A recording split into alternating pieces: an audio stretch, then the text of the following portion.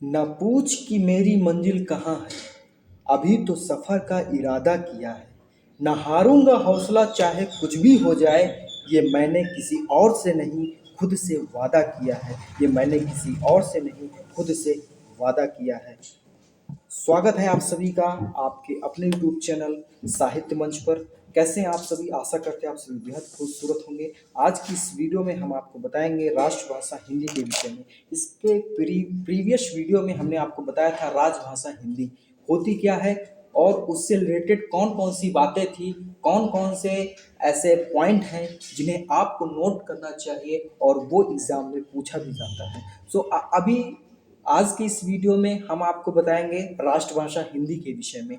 ध्यान रखिए इस बात को, डिस्क्रिप्शन में लिंक पड़ी हुई है राजभाषा हिंदी के संपूर्ण इतिहास की। आप वहां पर क्लिक करके उस वीडियो को कंप्लीटली वॉच कर सकते हैं।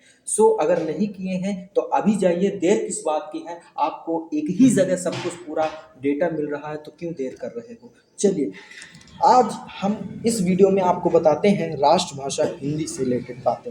राष्ट्रभाषा, देखिए, हमारी हिंदी भाषा ने बहुत संघर्ष किया, ठीक है, आज से ही नहीं अपितु पिछले कई वर्षों से।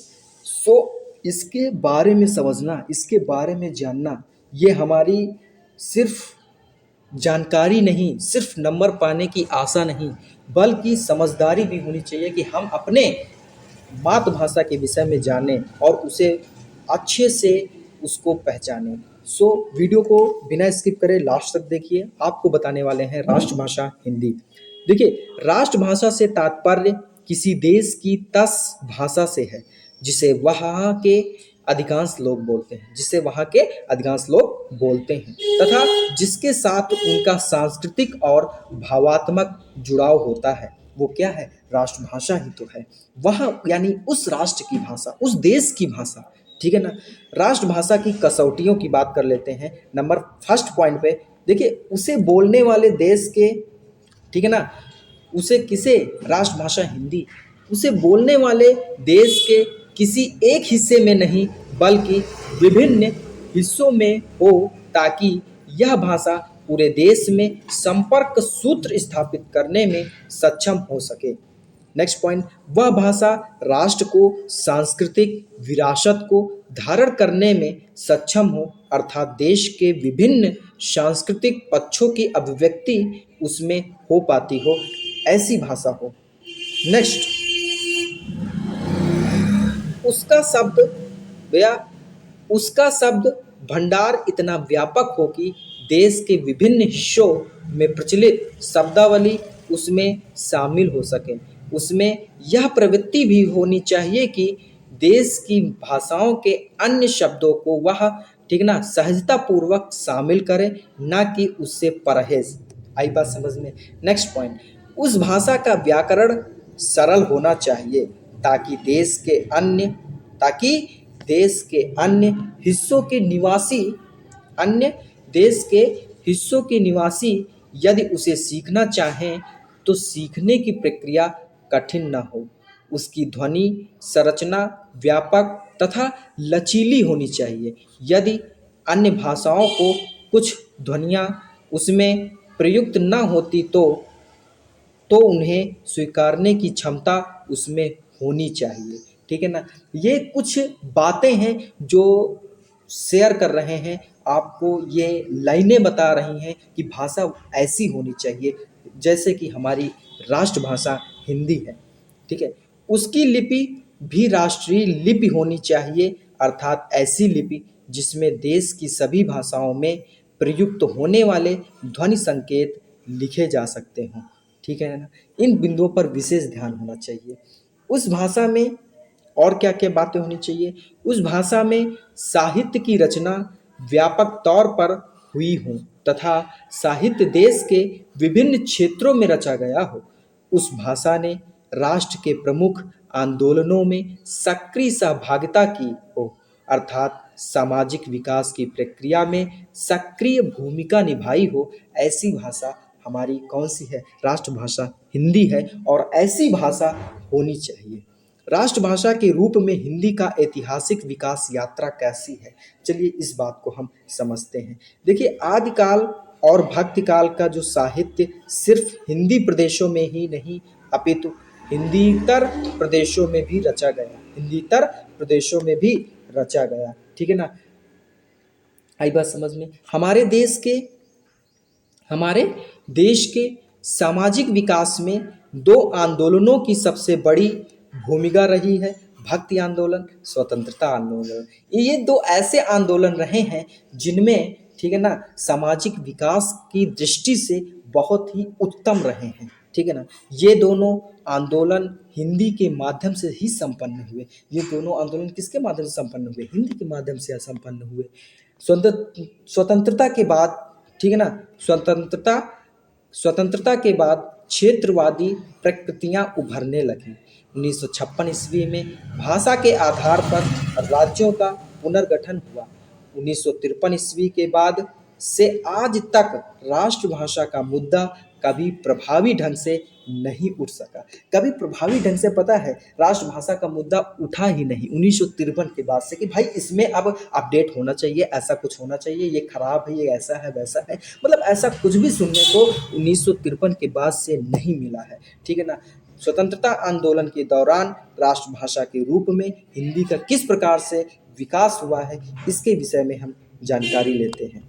ठीक है ना, देखिए, राष्ट्रभाषा की आवश्यकता किसी भी राष्ट्र की सांस्कृतिक एवं राजनीतिक एकता की जागृति एवं अनुष्ठुरता के लिए होती है। हमारे देश में अकबर के समय से लेकर लगभग 3 शताब्दियों तक फारसी राजभाषा रही और सन 1833 के बाद से निचले स्तर पर उर्दू और उच्च स्तर पर अंग्रेजी राजभाषा रही है, परंतु सारे देश की संपर्क भाषा हिंदी ही रही है। परंतु देखा जाए तो सारे देश की जो संपर्क भाषा रही है वो कौन सी रही है? हिंदी ही रही है। 19वीं शताब्दी में ईसाई मिशनरियों, फोर्ट विलियम कॉलेज एवं सामाजिक धार्मिक नवजागरण ने, ठीक है ना, राष्ट्रभाषा के रूप में हिंदी को विकसित करने में महत्वपूर्ण योगदान दिया है। इस बात को नोट कर लीजिए और इसे कहीं पर इम्पोर्टेंट करके, ठीक है ना, लिख लीजिए। नेक्स्ट पॉइंट पढ़ते हैं। देखिए, सबसे प्रमुख राजनीतिक संगठन अखिल भारतीय राष्ट्रीय कांग्रेस के सभी बड़े नेताओं ने राष्ट्रीय चेतना के जागरण हेतु एक भाषा की आवश्यकता पर बल देते हुए इसके लिए हिंदी को क्या किया? उपर्युक्त बताया। इसके लिए हिंदी को क्या बताया? उपर्युक्त बताया। कांग्रेस के 1925 के कानपुर अधिवेशन में यह प्रस्ताव स्वीकृत हुआ कि कांग्रेस अपने सभी कार्यों में प्रादेशिक भाषाओं और हिंदी का प्रयोग करें। ठीक है ना, 1864 ईस्वी में बम्बई की चर्च कॉलेज के प्रधानाध्यापक श्री पेठे ने राष्ट्रभाषा नामक मराठी पुस्तक लिखी थी, जिसमें उन्होंने भारत के लिए एक भाषा की आवश्यकता की बात की थी और उनके मत से हिंदी और भैया उनके मत से हिंदी, ठीक है ना, इस दृष्टि से खरी उतरती है, हिंदी उस दृष्टि से खरी उतरती है। सरदार वल्लभ भाई पटेल ने 1936 ईस्वी में हिंदी वर्ग का आरंभ किया और काठियावाड़ राष्ट्रभाषा प्रचार समिति नामक संस्था स्थापित की। सुभाष चंद्र बोस ने हिंदी या हिंदुस्तानी को राष्ट्रीय एकता की आवश्यक शर्त, यदि हम लोगों ने तन मन धन से प्रयत्न किया तो वह दिन दूर नहीं है जब भारत स्वाधीन होगा और उसकी राष्ट्रभाषा हिंदी होगी। देखिए, ये बहुत ही मुख्य कथन है, मैं आपको बता दूं, इसे इतना इंपॉर्टेंट करके अपने नोटबुक में लिख लीजिए, पूछिए नहीं। देखिए, सुभाष चंद्र बोस ने हिंदी या हिंदुस्तानी को राष्ट्रीय एकता की आवश्यक कुछ शर्तें थी। सुभाष चंद्र बोस ने कह रखा था बहुत पहले ही, उन्होंने कहा यदि हम लोगों ने तन मन धन से प्रयत्न किया जाए तो वह दिन भी दूर नहीं है जब भारत स्वाधीन होगा और उसकी राष्ट्रभाषा हिंदी होगी। तो वो दिन आज आप लोग देख पा रहे हैं। ठीक है ना, सुभाष चंद्र बोस ने जो कभी कहा था कि भाई एक दिन ऐसा आएगा कि हमारी जो राष्ट्रभाषा है वो हिंदी होगी और हम स्वाधीन होंगे। ठीक है ना, किसी पर भी किसी का कोई दबदबा नहीं होगा। ठीक है ना, किसी प्रकार का कोई भी गुलामी नहीं करेगा। कहने का मतलब ये है, ठीक है ना। सो आज ये वही दिन है जिसे आप देख पा रहे हैं। नेक्स्ट पॉइंट में बात करते हैं।